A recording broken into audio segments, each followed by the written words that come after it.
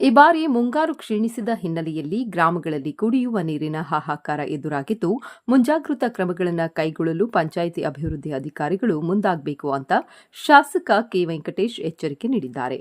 ರಾಜನಬಿಳುಗಲಿ ಗ್ರಾಮದಲ್ಲಿ ವಿವಿಧ ಕಾಮಗಾರಿಗಳಿಗೆ ಶಿಲಾನ್ಯಾಸ ನೆರವೇರಿಸಿ ಮಾತನಾಡಿದ ಅವರು, ಈ ವರ್ಷ ಮುಂಗಾರು ಕ್ಷೀಣಿಸಿ ವಾಡಿಕೆಗಿಂತ ಕಡಿಮೆ ಮಳೆಯಾಗಿದೆ. ಗ್ರಾಮೀಣ ಪ್ರದೇಶದಲ್ಲಿ ಕುಡಿಯುವ ನೀರಿನ ಸಮಸ್ಯೆ ಎದುರಾಗಿದೆ. ಹೀಗಾಗಿ ಜನ ಮತ್ತು ಜಾನುವಾರುಗಳಿಗೆ ನೀರಿನ ಸಮಸ್ಯೆಯಾಗದಂತೆ ಪಂಚಾಯಿತಿ ಅಭಿವೃದ್ಧಿ ಅಧಿಕಾರಿಗಳು ಕ್ರಮ ವಹಿಸಬೇಕು. ಈ ಬಗ್ಗೆ ಕಾರ್ಯನಿರ್ವಾಹಕ ಅಧಿಕಾರಿಗಳು ಪರಿಶೀಲನೆಯನ್ನ ನಡೆಸಿ ತಾಲೂಕು ಪಂಚಾಯಿತಿ ಇಒ ಸುನೀಲ್ ಕುಮಾರ್ ಅವರಿಗೆ ಸೂಚನೆಯನ್ನ ನೀಡಿದರು.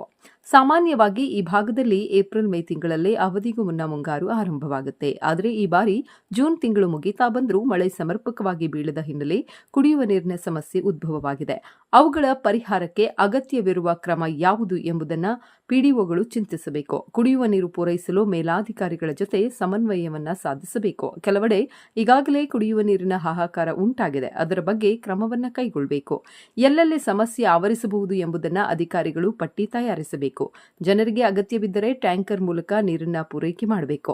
ಬೋರ್ವೆಲ್ಗಳನ್ನು ದುರಸ್ತಿ ಮಾಡಿಸಿ ಜನರಿಗೆ ಅನುಕೂಲ ಕಲ್ಪಿಸಿಕೊಡುವಂತೆ ಸೂಚನೆ ನೀಡಿದರು. ಈ ಸಂದರ್ಭದಲ್ಲಿ ತಾಲೂಕು ಗ್ಯಾರಂಟಿ ಅನುಷ್ಠಾನ ಸಮಿತಿ ಅಧ್ಯಕ್ಷ ನಿತಿನ್ ವೆಂಕಟೇಶ್, ಮೈಮೂಲ್ ನಿರ್ದೇಶಕ BA Prakash, taluk panchayat EO Sunil Kumar, block Congress ಅಧ್ಯಕ್ಷ ಡಿಟಿ ಸ್ವಾಮಿ, ರಾಮತ್ ಜಾನ್ ಬಾಬು, ಕ್ಷೇತ್ರ ಶಿಕ್ಷಣಾಧಿಕಾರಿ ರವಿಪ್ರಸನ್ನ ಹಾಗೂ ಗ್ರಾಮಸ್ಥರು ಉಪಸ್ಥಿತರಿದ್ದರು. Sharath, TV eight news Kannada, Piriyapatna.